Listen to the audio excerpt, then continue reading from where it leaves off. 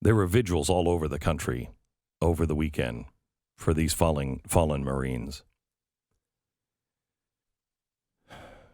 And none of it had to happen. I don't know if you saw the Washington Post, the fall of Kabul. It is absolutely incredible how clueless everyone was. From the Washington Post, this account of Kabul's fall, the climactic moment of America's longest war, is based on nearly 24 interviews with U.S. and Afghan officials. In both Washington and Kabul, the days and weeks leading up to the fall were marked by complacency. The United States was withdrawing its forces. The Taliban was notching gains. But the prevailing view in both capitals was that there was still plenty of time before the insurgents might take over a city of nearly 5 million people that had long been the nerve center of America's presence in the country. President Ghani exuded that belief, according to Afghan and U.S. officials who, like others for the story, spoke on the condition of anonymity to discuss sensitive matters. But reports from the field suggest that in some cases, Afghan government forces were not fighting at all. When the Taliban advanced on key border crossings with Iran in late June and early July, government forces abandoned their posts. The young Western-educated official who served as Ghani's national security advisor, but who had scant experience in military or security affairs, told others that government forces would soon retake them. But no significant efforts ever materialized. As the Taliban continued to accumulate gains, the American officials began to see the president's confidence as delusion. Then Gandhi's lack of focus on the threat that the Taliban posed mystified U.S. officials, in particular Marine General Kenneth Frank McKenzie, head of the U.S. Central Command, and Ambassador Ross Wilson. In a meeting with Gandhi in Kabul in July, the two men told the Afghan president that his team needed a realistic, implementable, and widely supported plan to defend the country, and had to drop the idea of defending all 34 provincial capitals. They had to focus on what they could actually defend. All provinces are important, but some were more important to the defense of Kabul.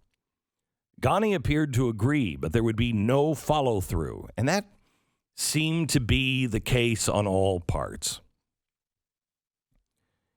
They talk about how it was beginning to fall. The provincial capitals fell. On August 6th, 24 others, over 9 days, 24 other cities would fall. And Ghani would want to talk about digitization of money. Isn't that interesting that that's what he was focused on, was the new digital money? An official who knew the president's plan for government salary payment system, it had nothing to do with the dire threat, he said. As late of Saturday afternoon before Kabul fell, Ghani did not suggest any urgency around the departure arrangements or the safety of senior staff. Receiving one advisor in the palace gardens and speaking in his characteristic soft tones, he made arrangements to shore up the country's economy. He was supposed to address the nation later that night, but he never did. Americans, meanwhile, were suffering from their own delusions. In June, U.S. intelligence agencies had assessed that the Afghan government would hang on for at least another 6 months. By August, the dominant view was the Taliban wasn't likely to pose a serious threat to Kabul until at least the late fall. So now, if this is correct, this is a massive failure of the intelligence department once again. How are our intelligence agencies this wrong? American officials may have been urging Ghani to show greater urgency, but their own actions suggested no immediate cause for alarm, with the officials surrendering to the customary rhythms of Washington in August. On the Friday afternoon before Kabul fell, the White House was starting to empty out, as many of the senior staff prepared to take their first vacations of Biden's young presidency. Earlier in the day, Biden had arrived at Camp David, and Secretary of State Antony Blinken was already in the Hamptons. By Saturday, the fall of one city to Taliban forces convinced U.S. officials that they needed to scramble.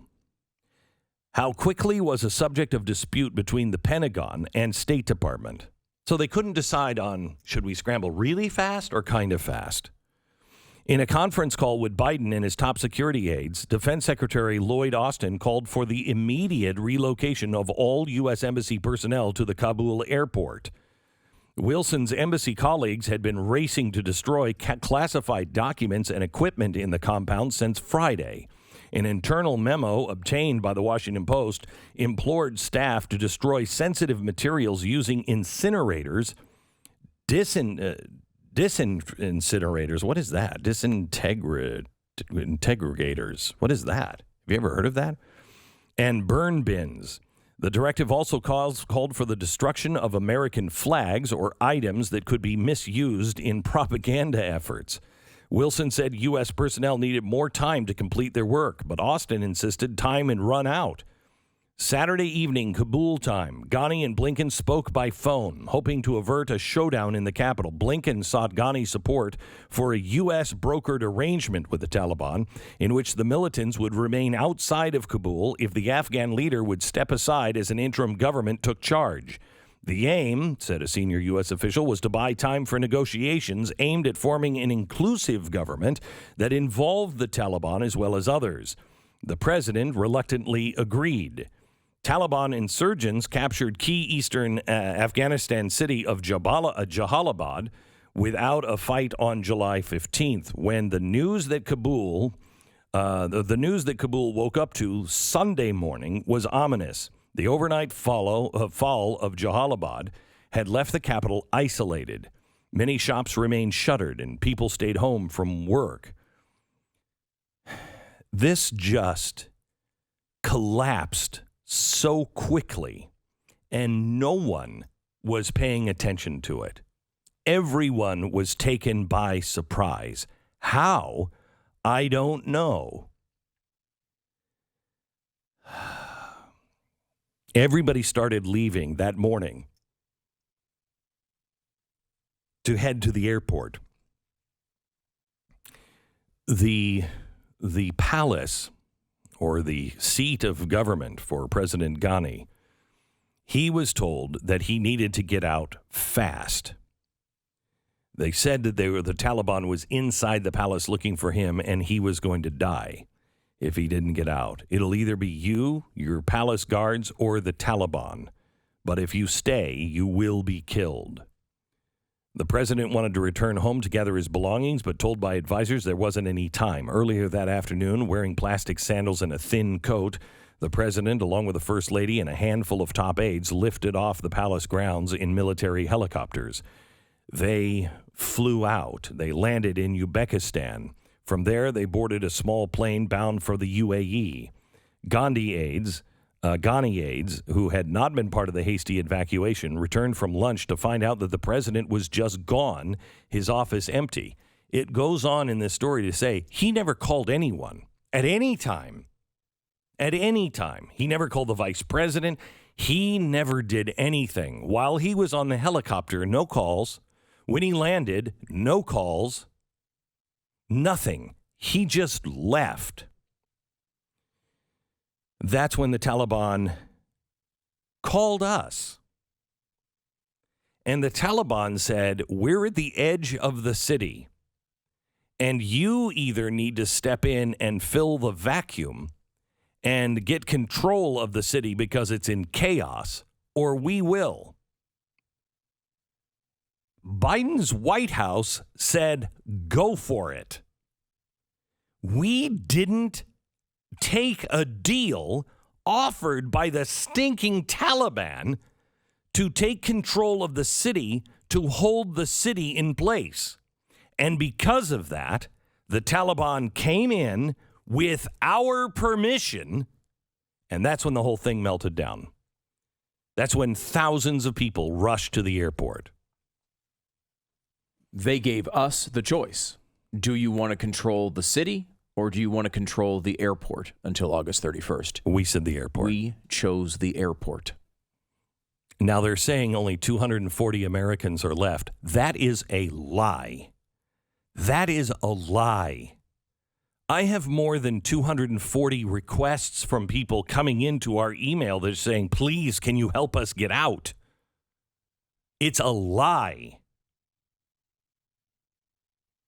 Well, they are saying, Glenn, there's only 240 who want to leave. Yeah. The others just are locked into Taliban rule. Should I forward the emails? Or do you think the list of those people will be falling into the hands of the Taliban so they can be rounded up and killed as well? It's sick.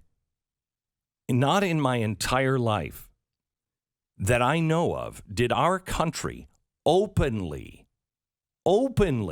take the wrong side. We have done things that we later find out that we don't like, but I have never seen our country openly do things that was on the wrong side. In the civil rights movement, I saw states and I saw local police do things that were on the wrong side. But never have I seen our federal government openly do that. It's sick.